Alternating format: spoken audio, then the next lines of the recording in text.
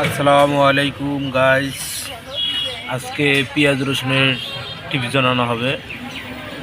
আপনারা সবাই আমাদের এই চ্যানেলটি সাবস্ক্রাইব করে সাথে থাকবেন।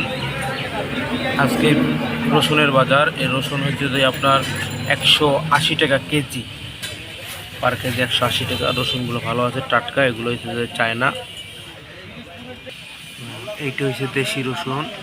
এই দেশি রসুনের কেজি হচ্ছে যে আপনার শুধু 80 টাকা, মাত্র 80। আর এই পেঁয়াজের বাজার, পেঁয়াজ কেজি 60 টাকা, 60 টাকা কেজি পেঁয়াজ। পেঁয়াজের বাজার বর্তমানে একটু বাড়তি। আগে 55 টাকাও বিক্রি করছিলাম, মাঝখানে একটু বাইরে গেছে। এখন পেঁয়াজের বাজার হচ্ছে যে আপনার মাত্র 60। আর এই আলুর বাজারটাও চড়া। আলুর কেজি হচ্ছে যে আপনার বর্তমানে 30 টাকা। আগে 25 টাকা বেচছিলাম, 20 টাকাও বেশি সেখানে হয়েছিল, কিন্তু এখন আলুর বাজার আবার চড়া হয়ে গেছে। আলু এখন 30 টাকা পার কেজি, 30 টাকা বিক্রি হয়। আলুগুলো দেখতে ভালো আছে, বড় আছে, যেমন সাইজ বড় আলু।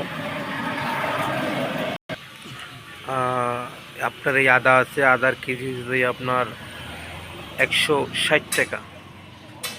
আদার কেজি 160 টাকা। বাজারে চাট,